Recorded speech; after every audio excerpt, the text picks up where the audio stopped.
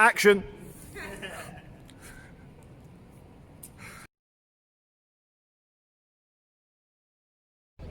Good morning. Saturday the 30th of May. Wearing a blue shirt with a blue background. Is it like a floating head situation? Welcome to Piccadilly Gardens. I've got a new camera. This one's a bit washed out.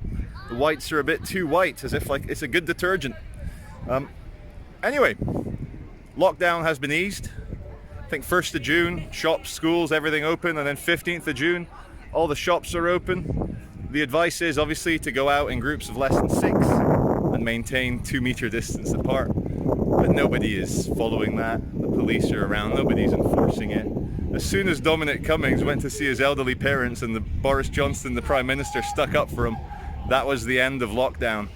So, as I said 2 months ago, it was always too late to quarantine. It was always a bit silly. We're still suffering between 300 and 500 deaths a day. New infections, even 2 months into the lockdown, has averaged about 3,000 new infection a day with an R0 of about 1. So it was always too late to quarantine.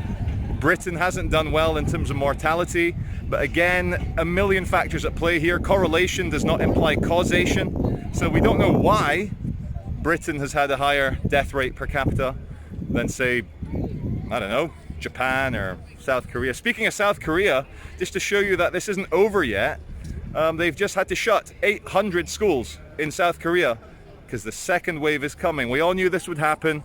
Again, this isn't like a hurricane that you can sit in. This isn't the little pig, let me in, and then you've got a brick house that will blow and leave. No, this wolf stays. Anyway, another beautiful day in central Manchester. Everyone's out and about having a good time. Hi everyone, last day of May, 31st. We're here on Market Street going up towards the absolute city centre. Most people, when they consider infinity, I think what they're considering, what they're thinking about is like a line of numbers that never ends, or like a view that goes off into the distance forever and you can't see it. It's the infinite horizon, hence why they call those nice swimming pools where the water goes over the edge the infinity pool.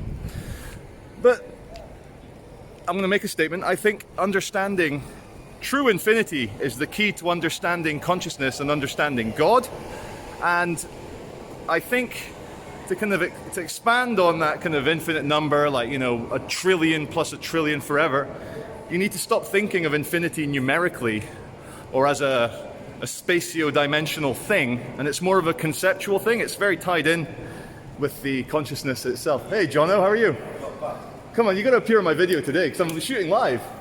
Come on. Anyway, let's break some social distancing. How are you doing? I'm very well. This is Jono. You'll remember him from my last video. He was here. In fact, we met here. We did. And you said, mate, I love your videos. Keep it up. So we're shooting another one today, so keep an eye out. You'll appear in the next one. Thank you. This man's full of magic. Please listen to him on YouTube because he talks nothing but honesty, the truth in the heart from Manchester. God bless. Thanks, John. Appreciate it. Take care of yourself. See you there. Look at that. I'm talking about infinity and God, and I get a hug from a supporter, which is really cool. Now, conceptual infinity, it's not spatio-dimensional, it's not temporal, it's not a distant thing, it's not a number thing. It's literally every concept you can possibly imagine extrapolated to the nth degree, infinitized.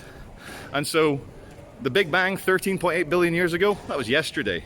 Infinity is what the Big Bangs take place within. Now, let's make a statement here.